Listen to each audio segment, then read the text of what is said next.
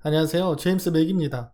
요즘 가상화폐 투자자분들께 가장 핫한 코인인 리플에 대해 말씀드리고자 이렇게 영상을 올리게 되었습니다. 다들 아시다시피 리플은 SEC 소송 악재 때문에 수많은 코인 중 가장 상승폭이 적은 코인이죠. 그만큼 그 악재가 해소된다면 어떻게 될까요? 폭발적인 상승을 할 수 있단 말이기도 하죠. XRP 4시간 봉 차트를 보며 전체적인 흐름부터 짚고 넘어가겠습니다. 리플은 현재 1.9달러를 찍고 강한 하락을 맞은 뒤 현재는 숨고르기를 하고 있는 상태로 보여지고 있거든요. 여기서 가장 중요하게 볼 부분이 바로 이 두 개의 노란색 서클입니다. 이 빨간색 하락 채널에 대해서 좀 말씀드릴게요. 이 하락 채널이 왔을 때 리플 차트의 모습이 굉장히 좋지 않았어요. 자, 그러면 이렇게 한번 가려서 볼게요. 1.9달러를 찍고 조정을 줬어요. 생각보다 깊은 조정을 줬거든요. 그리고 나서 다시 턴업을 해서 올라갔는데 1.9달러보다도 한참 못 미칠 정도에서부터 하락 채널을 만들면서 다시 내려갔거든요. 이렇게 되면 고점이 낮아지고 저점도 낮아지는 모습을 보여주는 전형적인 그런 하락 패턴의 채널을 보여줬었는데, 이렇게 보면 이제 노란색 서클을 보시면 이 부분을 강하게 지지해줬죠. 이러면서 하락 채널의 하단 부분이 나왔고, 그리고 나서 상단 부분을 강하게 뚫어주면서 다시 한번 지지를 해주면서 전체적인 상승 채널을 만들어줬습니다. 요즘 비트코인 굉장히 좀 조정이 좀 많죠. 자, 한번 볼까요? 이게 지금 일봉 차트인데 하나, 둘, 셋, 넷. 지금 4개가 연달아 음봉이 떴어요. 일봉으로. 그리고 요날 엄청난 패닉셀이 왔죠. 그리고 나서 횡보를 치고 다시 한번 내려갔는데 지금 비트코인이 사실 상태가 좀 좋지는 않아요. 근데 다들 알다시피 이 리플이 말이죠. 비트코인이 하락이 막 가다가 그러다 일정 부분 조금 진정이 돼서 횡보를 치는 구간이 있었어요. 하루에 몇 번씩. 그 구간에 리플이 생뚱맞게 치고 올라가는 거 요 며칠 여러 번 보셨을 거예요. 그때 딱 느낌이 오죠. 상승 채널 만들고 노란색 서클 하단 지지 확실하게 해주면서 아, 이거 올라갈 힘이 여력이 있구나 라는 그런 모습을 좀 봤던 것 같습니다. 어피트 차트 보면서 좀 얘기 좀 드릴게요. 요 근래에 어피트 거래대금 있죠. 거래대금 1등 이거 굉장히 중요합니다. 거래대금 1등이 엄청난 상승을 보였던 거 다들 아실 거예요. 도지코인도 거래대금 1등이었고요. 이더리움 클래식도 1등이었죠. 이 친구들 얼마나 갔을까요? 무지하게 많이 갔습니다. 897%. 그리고 이클도 한 400% 가까이 갔죠. 요 두 개가 이제 거래대금 흡성대법이라고 하죠. 거래대금 1등으로 가면서 코인에 있는 현금들을 완전히 빨아먹으면서 엄청난 상승을 보였어요. 근데 지금 리플 볼까요? 거래대금이 엄청나요. 지금 이클이랑 뭐 도지코인이랑 두 개 합쳐도 지금 리플 거래대금 못 미치거든요. 그러면 이게 결국에는 비트코인이 좀 내려가고 있기 때문에 리플이 못 올라가는 거거든요. 비트코인이 일정 부분 조정이 끝나고 상승도 바라지도 않고 그냥 횡보만 쳐준다면은 리플 어마무시하게 올라갈 거라고 저는 지금 그렇게 판단하고 있습니다. 테슬라의 일론 머스크가 비트코인을 더 이상 테슬라에서 받지 않겠다라고 얘기하면서 비트코인이 엄청나게 하락을 좀 맞았잖아요. 그게 사실은 좀 환경과 같은 문제 때문에 좀 요놈이 좀 이렇게 말을 한 것 같은데, 제가 좀 기사를 좀 하나 가져왔거든요. 좀 다 같이 좀 한번 보실까요? 일단 비트코인은 채굴하면은 전력이 좀 굉장히 많이 소모되고 있는 건 다들 알 거예요. 그쵸?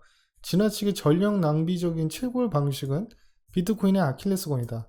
제닛 옐런 미국 재무장관과 빌 게이츠 마이크로소프트 창업자도 비트코인의 비관론적인 입장을 보이며 이 문제를 지적했다. 이러다 보니까 에너지 자원을 이 비트코인 채굴하는데 막 다 쓰게 되면 좀 소모성도 굉장히 크고 채굴에 좀 소비되는 전력이 좀 낭비되는 거다. 그래서 결국 환경에 또 악영향을 미치고 이산화탄소를 배출을 많이 하잖아요. 결국엔 에너지를 이제 전력을 만들다 보면, 그러니까 이산화탄소를 많이 배출하게 되면서 심각한 환경 오염에 초래할 수 있다라고 요즘에 좀 이런 것들 때문에 비트코인을 안 좋게 좀 퍼드를 좀 뿌리는 경향이 있죠. 그래서 에이다가 갑자기 뜬 겁니다. 자, 한번 보실까요? 일단 비트코인이 하방 친 날이 5월 12일이거든요. 그리고 나서 계속 하방 쳤잖아요. 그리고 에이다 한번 볼게요. 5월 12일 날 이날 하방을 치고 생뚱맞게 에이다가 올라가는 겁니다. 볼까요? 어디까지 올라갔는지? 60%가 올랐어요. 비트코인 이렇게 내려갔는데. 근데 에이다는 생뚱맞게 60%가 올라갔다. 왜 올라갔을까? 이제 그거를 저희 투자자들은 그걸 생각을 해야 돼요. 다들 알다시피 이 암호화폐가 트렌드가 있거든요. 암호화폐가 올라가는 흐름을 제대로만 타면 시드가 정말 눈덩이 불어나듯이 엄청나게 늘어나거든요. 그래서 제가 말씀드리는 게 이 에이다의 뜬금없는 상승입니다.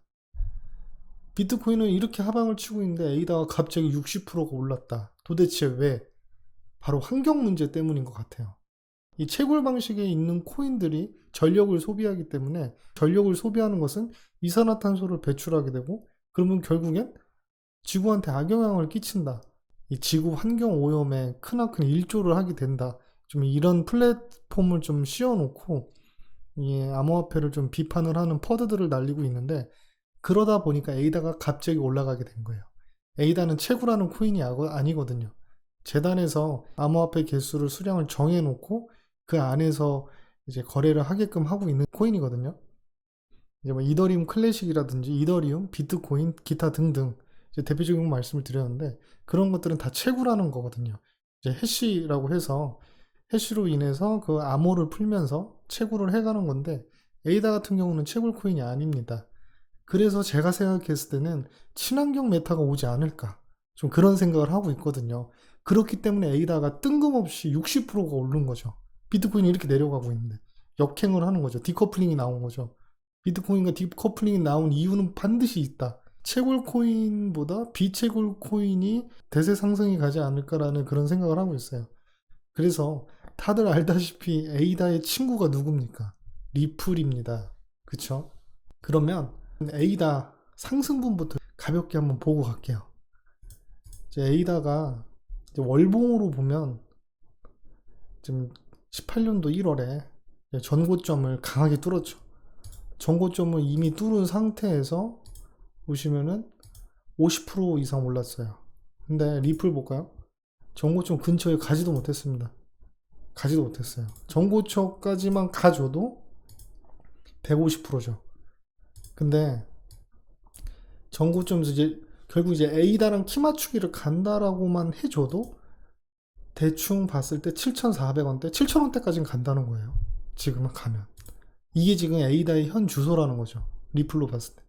이렇게 되면 지금 우리가 먹을 수 있는 상승분은 대략 250% 이상 먹을 수 있다는 거죠. 어마어마한 겁니다. 친환경 문제 때문에 채굴 방식의 코인보다 비채굴 방식의 코인이 올라갈 거라고 저는 그렇게 예측을 하고 있거든요. 생뚱맞게 에이다가 비트코인이랑 디커플링으로 올라간 모습을 봤기 때문에 이제는 친환경 메타가 오지 않을까라는 그런 예측을 하면서 리플 차트 또한 굉장히 좋고 거래대금도 지금 1위고 상승 채널을 향해 좀 가고 있고 좀 이런 모든 것들을 포함을 한다면 리플 조만간 쏘지 않을까라는 강한 기대를 하고 있습니다. 오늘 영상 여기까지 하고요. 다음 영상은 리플과 SEC의 소송이 5월 21일 날 지금 만나서 하기로 되어 있거든요. 그거에 대한 자료를 확실하게 조사를 해서 여러분들께 한번 보여드리도록 하겠습니다. 오늘 영상 여기까지 마치겠습니다. 제임스 맥이었습니다. 감사합니다.